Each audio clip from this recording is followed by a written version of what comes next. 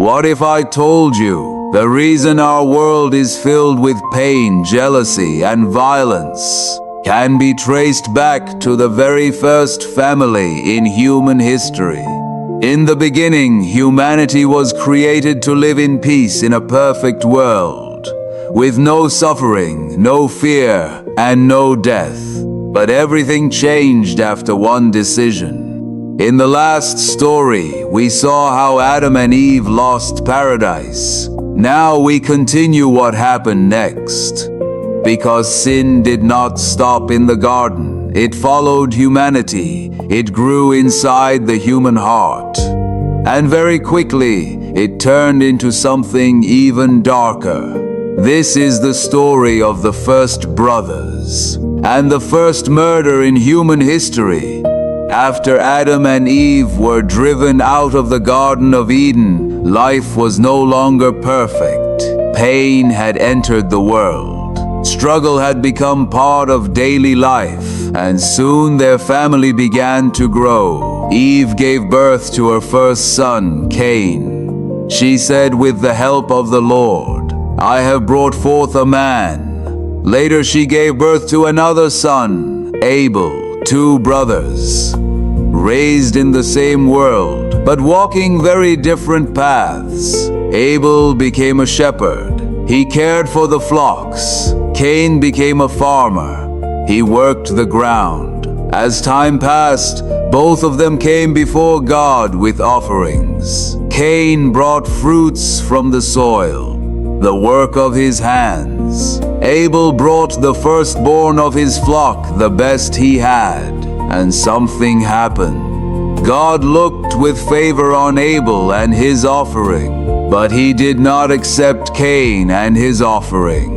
In that moment, something began to grow inside Cain. Not repentance, not reflection, but anger. His face fell, his heart burned, and God spoke to him. "Why are you angry? Why is your face downcast? If you do what is right, will you not be accepted? But if you do not do what is right, sin is waiting at your door. It desires to have you, but you must rule over it." This was a warning, a moment to choose differently. But Cain did not listen. Instead, he invited his brother Abel out into the field. And there, away from everyone, Cain turned against his own brother, and he killed him.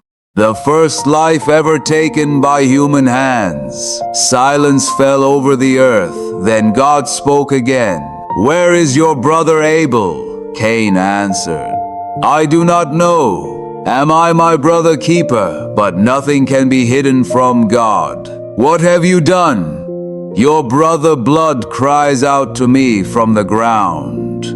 Because of what Cain had done, the ground itself was cursed against him. No matter how hard he worked, it would not produce for him.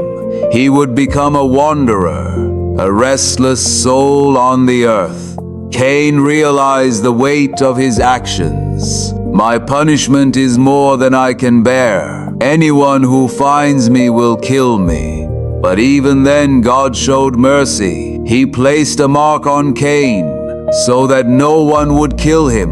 Justice was given, but so was protection. Cain left the presence of God, and he went east of Eden, further away, further from the place where everything began. Time passed. Cain built a city. He had children. Generations followed. His descendants developed skills, music, tools, cities. Human civilization began to grow. But so did something else. Violence. A man named Lamech from Cain line spoke with pride. "I have killed a man for wounding me. If Cain is avenged 7 times, then I will be avenged 77 times. Sin was no longer hidden. It was multiplying. It was spreading. But the story does not end there. Adam and Eve had another son. They named him Seth, because Eve said, "God has granted me another child in place of Abel." Seth would carry something different. Through his line, people began to call on the name of the Lord again. In a world growing darker, a small light remained. This chapter is not just about two brothers. It is about what lives inside every human heart. The struggle between good and evil. The choice between anger and self-control. Cain had a warning, but he ignored it.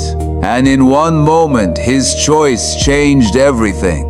So now the question is not about Cain. The question is about you. When anger rises, when jealousy speaks, will you control it?